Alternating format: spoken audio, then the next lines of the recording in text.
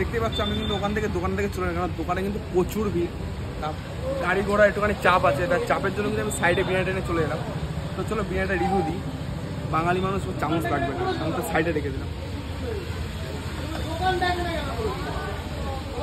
দেখতে পাচ্ছ উইন্সের পিস, 30 টাকা বিরিয়ানিতে কিন্তু উইন্সের পিস দিচ্ছে। আর আলুটা দেখে নেবো,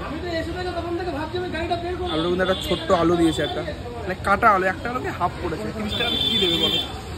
দেখতে পাচ্ছ উইন্সের পিস। চলো একটা ফার্স্ট বাইট নেওয়া যায়।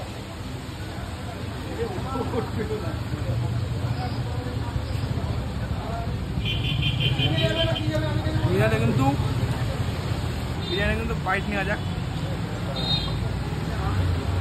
তবে তো স্যালাড, বিরিয়ানিটা কিন্তু জাস্ট কোনো কথা হবে না। 30 টাকার মধ্যে এরকম বিরিয়ানি দিচ্ছে কোনো ভাবার বাইরে। মানে আমি অনেক জায়গায় বিরিয়ানি খেয়েছি, কিন্তু এখানে কিন্তু ফার্স্ট টাইম খেলাম। প্রচুর ভালো বিরিয়ানি, তোমরা একবার করে তোমরা এসে ট্রাই করো বিরিয়ানিটা। কিন্তু 30 টাকা যে উইন্সের পিস দিচ্ছে, এটা কিন্তু সহজত মানে কোথাও দেয় না। কিন্তু 30 টাকা দেয়, এত কম চিপ রেটের মধ্যে 30 টাকা কিন্তু চিকেন মানে উইন্সের পিস কিন্তু দেয় না। চলো আমি বিরিয়ানি খেতে থাকি, তোমরা ভিডিওটা পুরোটা দেখতে থাকো। ভালো লাগলে সাবস্ক্রাইব, লাইক আর শেয়ার করতে ভুলবে না। চলো টাটা।